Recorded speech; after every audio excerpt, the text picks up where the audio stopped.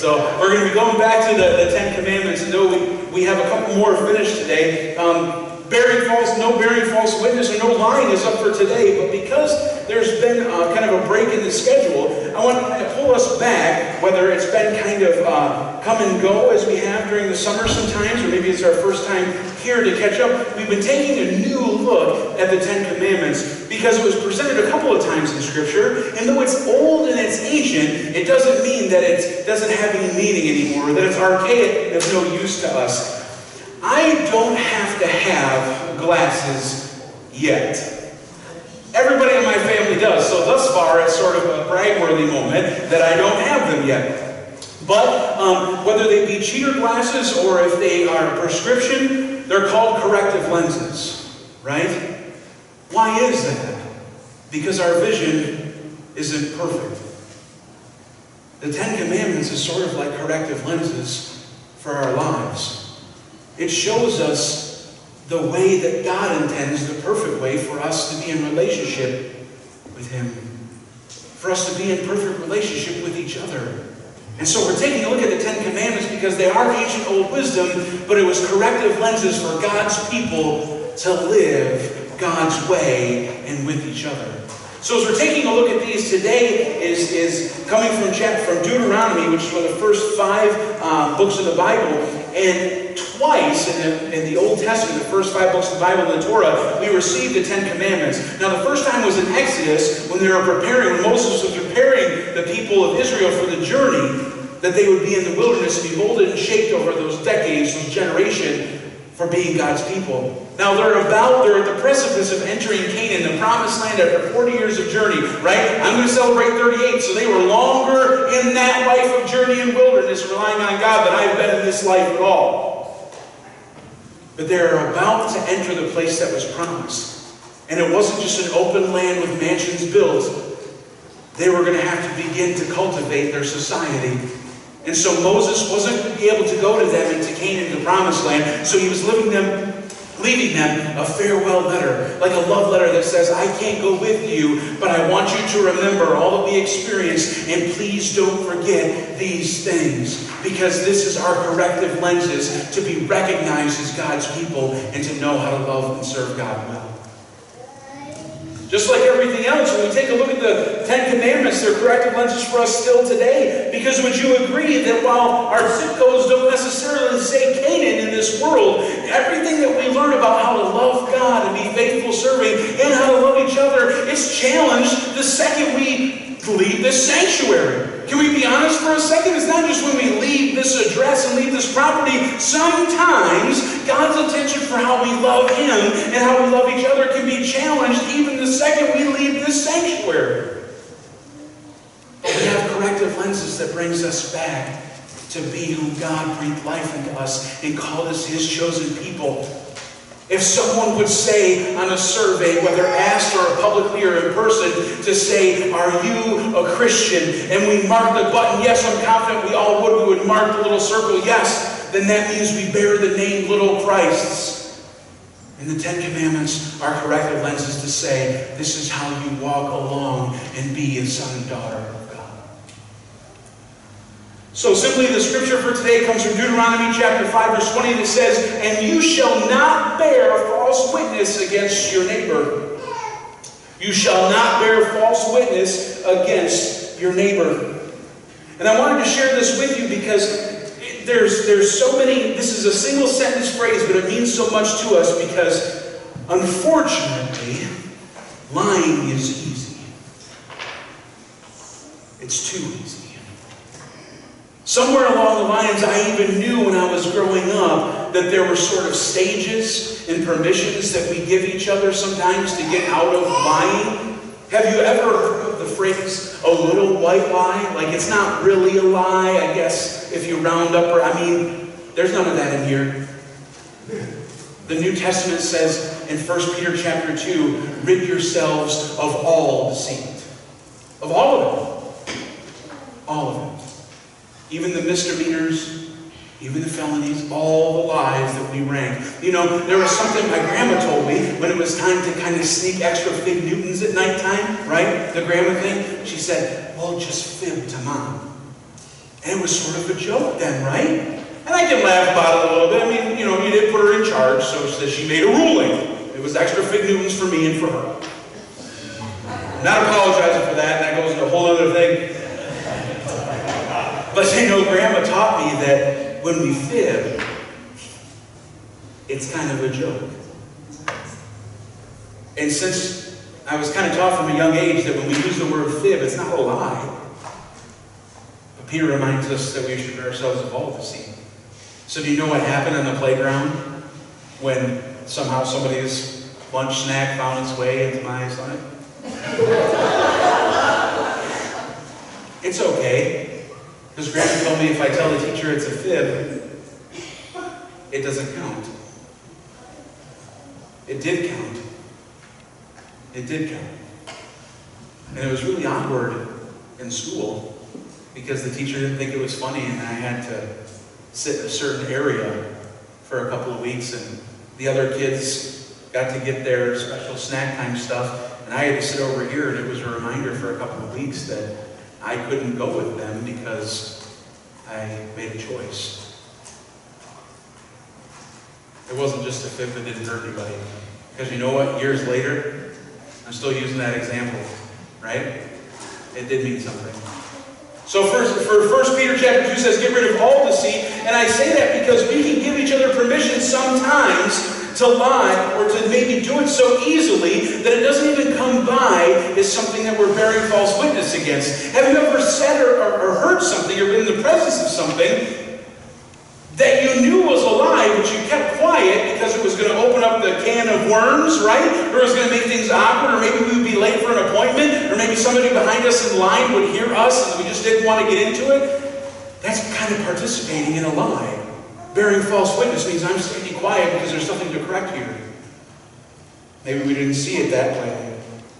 Proverbs, the book of wisdom, chapter 6, verse 16 says this, there are 6 things that the Lord hates, 7 that are detestable to him. And it begins on verse 17. Haughty eyes, a lying tongue, hands that shed innocent blood, a heart that devises wicked schemes, feet that are quick to rush into evil, a false witness that pours out lies, and a man who stirs up dissension amongst brothers. Now, do you think it's telling in that brief listing in the book of wisdom that reminds us of things that are important to God, that 3 out of 7 of those things that the Lord finds detestable? Now, I'm not talking about a no thank you bite, you swallow it down. Detestables, you spit that stuff up right now. God spits out 3 out of the 7 things that are listed all have to do with our words and lives.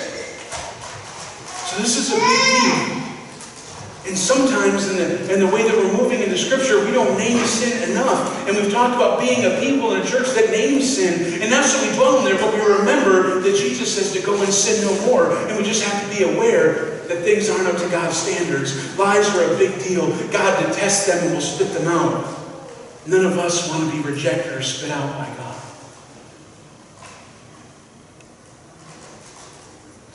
Now it says in Psalms 116, verse 11, that all men are liars.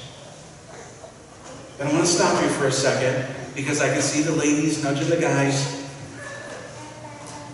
That's all humankind. All humankind are liars. Because we, in our human nature, want to protect ourselves. We want the best for ourselves. Have you ever seen, and I guess I will ask for hands on this because it's either going to make a quick illustration or a slower one. Raise your hand if you've seen the movie Courageous. Okay, so about half of us. Briefly, what happens is someone was offered a promotion and more money if they were willing to lie on a report. That was sort of their test to see, are you a company man or not? Because basically, if your boss says, you want this position, this raise, if you do something a little deceiving, for me, you're on my team. But if the boss says he wants you to lie and you don't lie, you're probably going to get fired, right? But this man chose that his integrity and to not lie was more important, and he trusted God that if he did lose his job, that he would be provided for. It turns out in the story that this was just a test on the part of management. They wanted someone with integrity to work for them that was responsible to do honest work. And they made a quick moment at the end to say, you are the 7th person that we've given this test to, and we were starting to lose hope in humanity. It's natural for us to be tempted to lie when it benefits us and when we are protected by it. The problem is, if you've ever lied before, if you've ever been a victim of some lies, that you usually can't tell just one. For those of our elder, more mature folks, it's sort of like that Lay's commercial. You can't have just one of those Lay's potato chips. You got to have more than one to satisfy your appetite. Lying is the very same way.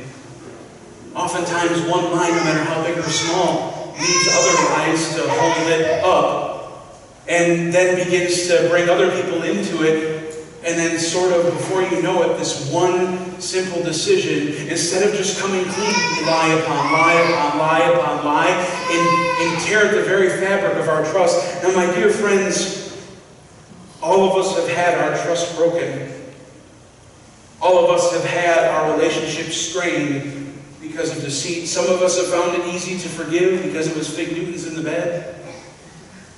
Or some of us have not, because someone broke covenants in friendship or in marriage with us. Remove all deceit from our lives. It's all the same to God. God doesn't care how we rank it or how many people it hurts. Every deceit and lie and bearing false witness is a strike against God. As a matter of fact, Jesus talks about this as often he does. We've been going back to this 10 Commandments sermon series. Is Jesus has something to say about it in Matthew chapter 5, this great Sermon on the Mount. Jesus gets to these oaths, and it says, "Again you have heard, it was spoke to the people long ago, do not break your oath, but keep your oath that you have made to the Lord." Verse 34, "But I tell you, do not swear at all by either heaven, for it is God's throne, or neither by, for it is not by heaven, because that is God's throne." Verse 35, "Or by earth, for that is the footstool of Jerusalem, or the city of the great king." Verse 36, "Do not swear," Jesus says, "by your head, for you cannot even make one hair white or black." Simply put, Jesus said, let your yes be yes, your no be no, and anything beyond this comes from the evil one. Jesus has something to say on this, because Jesus is reminding us that it's not rules and regulations, it's a way of life. It's not, let's not bear false witness unless we don't get caught. Inside our hearts, we know if we're sinning against God. And Jesus says, remember what we were talking about, oaths. Have you ever made this oath? You ever use this finger to make an oath? Why is that? Because there's doubt, right? We have to call in something else, because our yes isn't our yes and our no isn't our no, because somewhere, some way, someone is doubting what we've said. And so we need to enact the finger. What happens when the finger isn't enough? I've seen that look of doubt on my daughter's face. Usually it's when she asks me to do something and I'd prefer to do something else. So I've been known to break out the finger. And even as we're doing one of these in the past, you can see the doubt in her eyes. You know what? Sometimes even though I enacted the finger, I still somehow managed to break some of those promises. So did by invoking the finger pinky promise, did it change anything? Because now she doesn't believe my yes is yes, my no is no. But now even when I bring in the pinky for the big ones, she doesn't believe that anymore either. Now just to be fair, I've kept my fair share of promises, right? And there's sometimes there are circumstances that come up. But my dear friends, it's the idea that Jesus says we shouldn't have to swear on our mom's grave. We shouldn't have to say, cross my heart and hope to die. Because why should our yes and no even be challenged as people of God? Because somewhere we've lied. Or someone in our relationship that we're trying to talk to has been lied to. And so now I have this wall of distrust amongst them. Do either of those things sound like God's chosen people? That have the corrective lenses lenses on their souls to be able to see the best way to honor and love God and to honor and love each other? Does that sound like the type of Christian brothers and sisters that we want to be? Jesus says, just let our yes be yes and our no be no. If you've ever had your trust broken because of lie or deceit, it does take a long time, if ever in certain situations, that the trust can ever be built back. But what does it take? One truth at a time, until all of a sudden your yes means yes and your no means no. It's a very dangerous thing when we consider what our lives can bring to us. I like pie. There are several. I bet you it's easier for me to tell you the kinds of pie that I don't like instead of listing all the pies I do like. And I just want to thank the UP for wild blueberry pie that I've never had before until this year. It was a delight. So thank you, UP, for growing the wild blueberries. Mary Poppins, who was an inspiration to a lot of our childhood growing up, a lot of wisdom there, cautioned us about making pie crust promises. You know, the ones that are easily made, but they're easily broken. I use that courageous example because I just watched it last night, so it reminded me a lot of the things. You know, the little things that you might not catch the first time through, but you do a second viewing. It reminded me about what it means to be a father. If you haven't seen the movie, I promise you, you're not going to win any acting awards, but the story will stick with you. I'm thinking about what it means to be a dad and a husband and a faith leader in your household and in life. I don't want to have to be a person who gives you my pinky finger to believe my yes is yes and no is no. Because right now, standing before you as a sinful-natured person that's saved by grace, but is still flawed, and unfortunately, I probably will still lie somewhere in this world, but I'm not okay with that. Because since I can't give you all of my pinky promises, I don't ever want you to doubt what's being shared from Scripture.